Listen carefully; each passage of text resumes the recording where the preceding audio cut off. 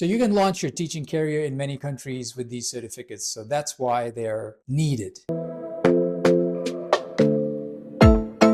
If you're just a beginner and you're about to embark on your teaching career, the first step is to get a recognized TEFL or TESOL certification.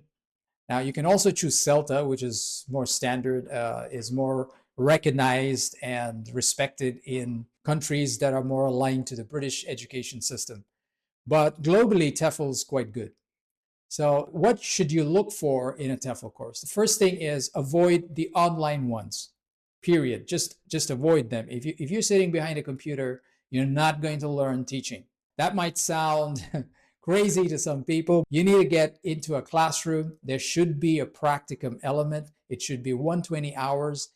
And your TEFL or TESOL course must teach you, amongst other things, how to teach the 4 skills: reading, writing, listening, and speaking. So there are some methods and techniques and practice to do these, all right? Now, this is apart from teaching grammar and pronunciation. All these have to be put in practice. You should be doing observed teaching hours. So if your program is just something online for 20 bucks, that's fake. You might get a certificate, but eventually you'll get into trouble. So that's not the route you want to take. All right. So a decent TEFL course could start at around $1,000 and could go as high as $3,000. There are a number of providers in different countries, wherever you are. If you want a list, I will put a link to my website where you can click and see a few that I recommend in Thailand and in other countries around Southeast Asia. Right? Now, if you want to be a public school teacher, this is not the route you want to take. You would probably want to do a proper university program in teaching that leads to teacher registration or teacher license. So you need to do some research depending on which country you want to teach at, what are their requirements. What I would recommend is you go online and look for teacher council or teacher registration in whatever country. And that will give you the right websites to research and find which programs are suitable.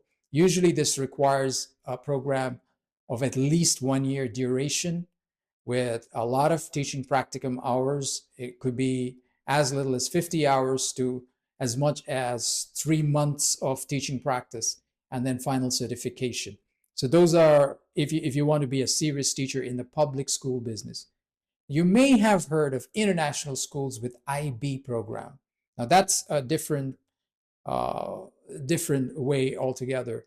If you want to be an IB teacher, you need to have IB qualifications besides being a teacher, a licensed or a registered teacher. So a lot of international schools respect not only experience, but also IB certifications. It's actually a requirement in most international schools. So how do you get that? Now, there are IB programs. There are levels in them. So depending on the subject you want to teach, you just go online and look for IB qualifications. There's something called IB MYP, Middle Years Program, IB Diploma, which is usually high school. And there are other subject areas. So you need to get one of those, and they're not that difficult to get. You just need to register for an IB course.